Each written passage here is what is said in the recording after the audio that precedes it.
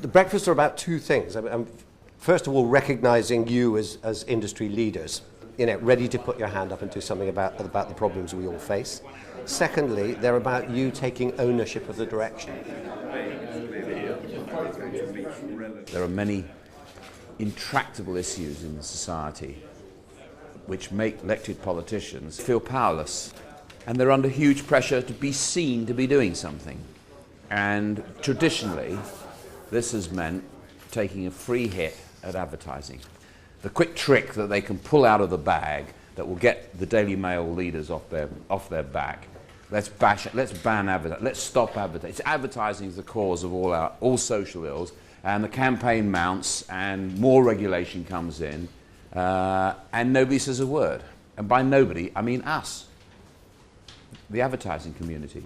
Any opportunity that we have to get people together to find ways of working together.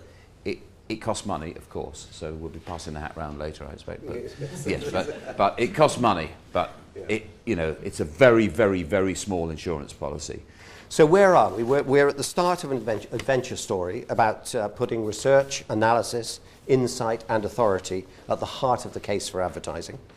We're about creating a shared resource of understanding how what we do is working in the economy, in society today, what are its benefits. We need to make sure that if we uncover where we might be doing harm, that we ensure that our regulatory codes are ahead of the requirement to legislate. Fantastic content isn't generated for free.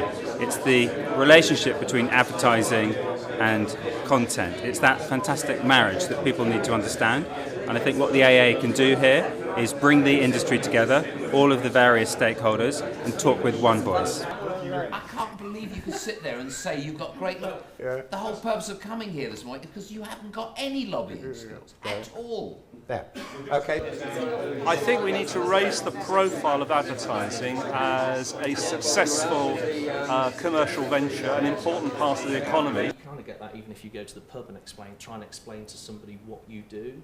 I mean, they just don't get it. I think success in 5 years' time would be a widespread and popular acknowledgement of the vital role advertising plays in business life in Britain. Is that all right? You're still going to spend with me? It's doing my budget. I've got one performance review to do before I go. Rather than using quite clever behavioural techniques to deliver advertising which is relevant to consumers, if the legislation goes through, we could just end up slapping up irrelevant banners and skyscrapers all over the internet, annoying people again.